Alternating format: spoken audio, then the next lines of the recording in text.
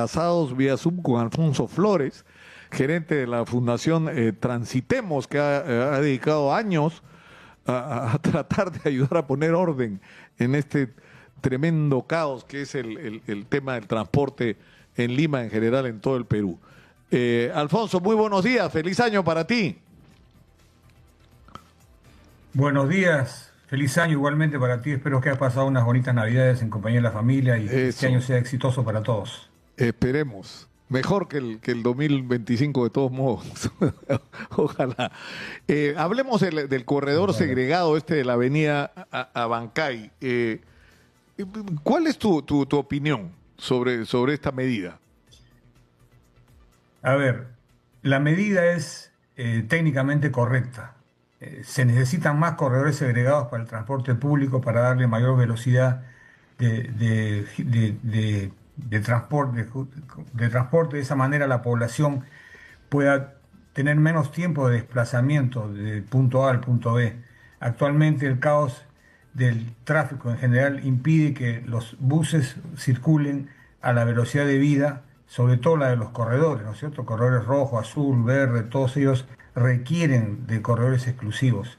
En este caso se está haciendo segregado parcialmente como es el metropolitano para darle aún mayor velocidad al transporte público, que es el concepto básico de la movilidad sostenible. En el mundo entero la prioridad número uno la tiene el transporte público, aparte, digamos, los peatones y ciclistas, pero digamos hablando de vehículos, que justamente el 76% de la población de Lima se moviliza en transporte público. Sin embargo, todo lo que se anuncia son infraestructuras de transporte privado para el 20% de la población. Es absurdo. Entonces, los corredores segregados son una forma de darle prioridad a su majestad el bus, como se le reconoce en todas partes del mundo. Claro. Ahora, el problema es que una vez más, Alfonso, la impresión que uno tiene es que son medidas como... no son parte de la aplicación de un plan integral, ¿no es cierto? De no hacer solamente una medida con respecto a una avenida tan importante como Abancay. Te digo, por ejemplo, un tema, ¿no? Que lo hemos visto claramente en estos días de fiesta. ¿Por qué los buses y los camiones en Lima y creo que en todo el Perú van por el carril que les da la gana? ¿Me puedes explicar, Alfonso, cómo es posible eso? O sea, ¿qué es lo que ha pasado con ese tema tan simple para ordenar el tránsito? Parece simple, pero en la práctica es la falta de cultura y educación vial que tenemos ya enquistada en toda la población. Nadie respeta nada, las normas son claras y la falta de fiscalización efectiva agrava aún el problema. Todo esto se corrige con educación y fiscalización, pero tiene que ser fiscalización real y efectiva. Multas que no se cumplen, que no se pagan, entonces la gente ya está acostumbrada a hacer lo que le da la gana porque sabe que no pasa nada.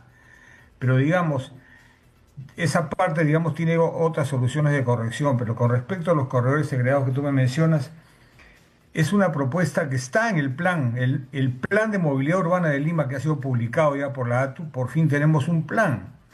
En el año 2011 vino el profesor Nick Tyler del gobierno británico para hacer un estudio de un transporte bajo emisiones de carbono para Lima, 2011, y nos dijo, el Perú y Lima sobre todo tiene 80 años de atraso en transporte público, 80 años. Pero si se elabora un plan a 20 años y es ejecutado a rajatabla por todas las autoridades que se sucedan en esos 20 años, se puede acortar la brecha.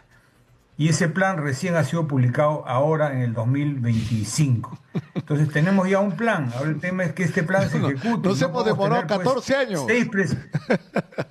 No podemos tener, para que esto se ejecute, no podemos tener 6 presidentes de la ATO en 5 años de creación. O sea, desgraciadamente, cuando la política interviene en transporte y se olvida el concepto que es un servicio técnico, todas las soluciones están dadas en el plan y una de ellas es justamente la implementación real de corredores segregados para el transporte público. O sea, esta es una medida que está abordada en el plan y hay que hacer lo mismo en otras avenidas. Por ejemplo, la avenida Arequipa, nosotros hemos propuesto en el año 2014 que uno de los carriles de la Avenida Arequipa sea exclusivo bidireccional para el corredor azul. De esa manera, el transporte público no tiene que pelearse con los millones de colectivos informales o ilegales, porque yo no los llamo informales, son ilegales que pululan por la ciudad. Claro, pero ¿cómo sería? Tú dices uno de los carriles que actualmente sirve para ir, digamos, desde Miraflores hacia el centro de Lima, sería de ida y vuelta para el corredor azul. Y el otro carril sería de ida y vuelta para el transporte particular. Claro, ¿por qué? Porque tenemos la avenida Petituars, que ha sido remodelada hace muchos años, que es de enorme capacidad. Entonces, todos los vehículos particulares que van desde Miraflores a Lima irían por Petituars. Y no habría ningún problema, hay suficiente capacidad vial para ello. Donde dicho sea de paso, funciona, Alfonso, la ola verde, ¿ah? En Petituars, yo Claro, no sé, pero funciona. Realmente es como que entraras a otra ciudad, en la avenida Petituars, ¿no?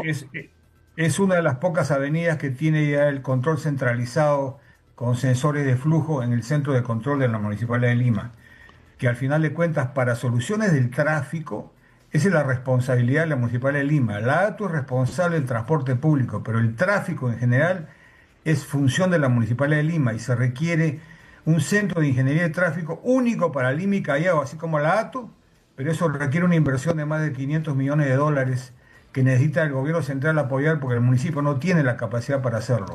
Alfonso, tenemos que ir a la pausa. Por favor, regálanos unos minutos de tu tiempo. Vamos al corte y regresamos porque yo creo que esto de lo que estamos hablando es realmente importante para todos los ciudadanos que sufrimos todos los días el caos que es el transporte, ¿no?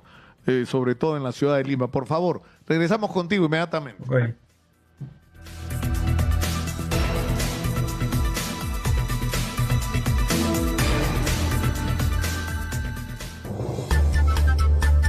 La hora en Exitosa, 10 de la mañana y 27 minutos. La televisión digital terrestre, soy Nicolás Lucar, esto es Hablemos Claro. Alfonso Flores, gerente de Transitemos, una empresa que hace muchísimo tiempo está peleando por poner orden en el tránsito en Lima y en el Perú, está conectado con nosotros vía Zoom y estábamos hablando del tema es decir, se va a hacer el corredor segregado en la avenida Bancay, tú dices, es una medida adecuada, pero no es solo la avenida Bancay lo que hay que resolver, hay que tener toda una estrategia que tú nos estás contando desde los 2011 está propuesto y recién ahora se aprueba como 14 años después, ¿no? Claro, pues una de las propuestas que tenía este plan de movilidad urbana al 2025 era justamente la creación de la autoridad única que ahora tenemos, como te digo, pero el tema es que mientras no tenga estabilidad jurídica la autoridad de transporte urbano y se ejecute el plan que ha sido aprobado a rajatabla por todas las autoridades que se sucedan, esto no va a retroceder. Como te digo, la medida técnicamente es correcta. Ahora hay que ver la aplicación y hay que estar atentos a ella porque hay una serie de pequeños inconvenientes que van a surgir con esta aplicación. Por ejemplo, los paraderos tienen que moverse ya no a la esquina, sino más o menos a mitad de cuadra. ¿Por qué? Porque si yo estoy circulando por la avenida Bancay y quiero hacer un giro a la derecha, un vehículo particular en una esquina, si yo tengo el bus estacionado en el paradero de la esquina no puedo ver el giro que voy a realizar. Entonces, en Europa se han movido los paraderos a mitad de cuadra. Otra cosa que también tiene que analizarse bien es la cantidad de paraderos para taxis, porque evidentemente tú no vas a tomar el taxi en la mitad de la calle, pues, ¿no es cierto? Y el taxista va a querer parar en donde digamos, el cliente lo ordene. Pero en otras partes del mundo hay paraderos. La gente tiene que cambiar sus costumbres. Hay que caminar un poco hasta el paradero. No tomar el carro donde me da la gana. Ahora, por ejemplo, en el bus regular, tú le dices al conductor, me bajo en la esquina y no es un paradero y el bus para recoger y dejar pasajeros. Baja, y eso claro, el tráfico. bajan y se paran. ¿No? Eso tiene que ser en paraderos. Entonces acá viene la segunda pregunta. ¿Hay suficientes paraderos? ¿Están distribuidos en las líneas de deseo de la gente? Todo eso tiene que ser revisado. No, pero además, Alfonso, el tema es que la ciudad no ha sido diseñada con esos conceptos, que es sobre lo que tú estás llamando la atención, y han llamado por años la atención los especialistas. La prioridad tiene que ser organizar las vías para el principal medio de movilidad, que es el transporte público. Y lamentablemente Correcto. eso no está en los planes, ¿no? Está, pues, como te repito, sí está en el nuevo plan de movilidad Desde urbana luego, que ha claro. sido aprobado por la ATU. Ahora hay que aplicarlo, pues. Yo pregunto, los buses, y quiero ser insistente sobre esto, ¿no? Los buses y los camiones tienen que ir por el carril izquierdo, ¿no es cierto? Es decir, eso es obligatorio, ¿no? ¿O no? Por el carril derecho, dirás. Por el derecho, perdón, discúlpame. Lo que pasa es que van Claro. por el derecho, el izquierdo, van por donde, ¿no?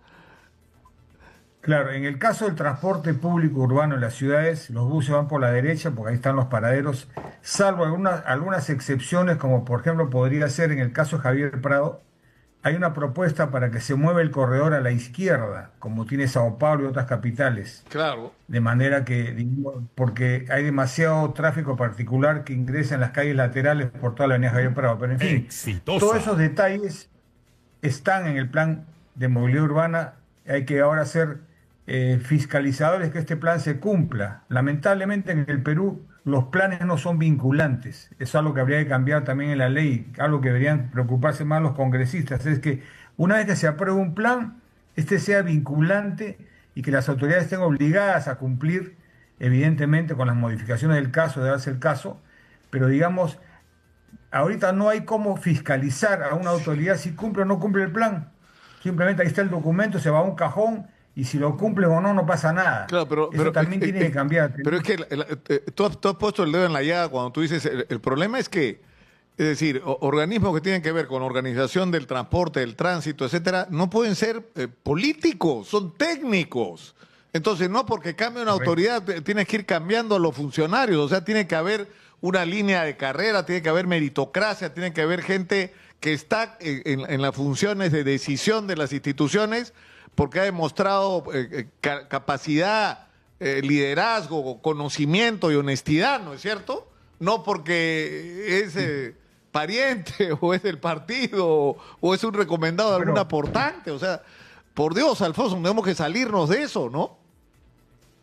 Te comento que el proyecto original de la ATU que hicimos con el gobierno británico era así, era como una OSI, es decir, el directorio estaba compuesto por miembros elegidos por concurso público, por capacidades, y tenían que tener el término completo y su función. Lo politizaron y se cambió a designación a dedo por, digamos, funcionarios del Ministerio de Transporte, la Municipalidad de Lima, del Callao, el MEF, Vivienda.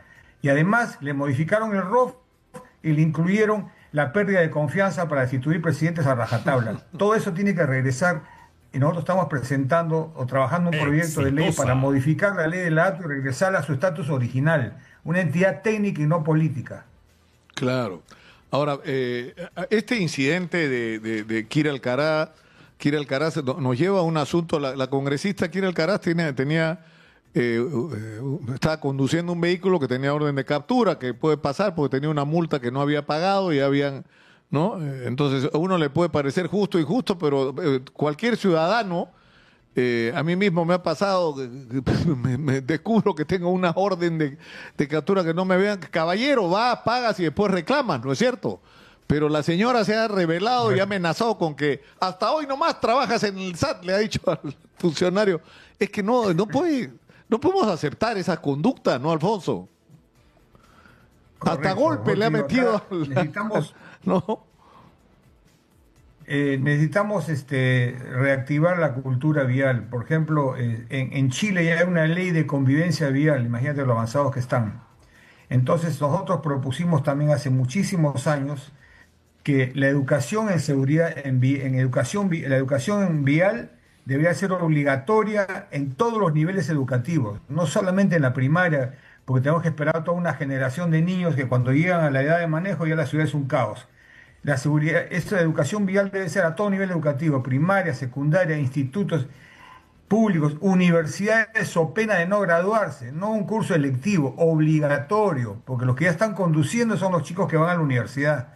Claro. Esto tiene que darse y ya urgente, porque si no cambiamos la cultura y el civismo, estas medidas como la de los corredores segregados, que te va a obligar a caminar a tu paradero y no tomar el carro cuando te dé la gana, depende de la cultura. Uno se queja del tráfico y todo, sin embargo, El primero en no respetar las normas somos nosotros mismos, que no respetamos Por los supuesto. cruceros peatonales, no hacemos las señales para el Exitosa. giro, vamos a exceso de velocidad, los buses no paran en el paradero. Todo eso es cultura, desgraciadamente. Sí, pues hay una larga tarea por delante. Muchas gracias, Alfonso, por atendernos y sinceramente muchas gracias por lo que están haciendo y por la persistencia. Por la persistencia. No te rindes, Alfonso, y eso da gusto, sinceramente. Un abrazo. Buenos días. Un abrazo, hasta luego. Adiós. ¿Cuántos años que hemos hablado con Alfonso Flores de este tema, por Dios?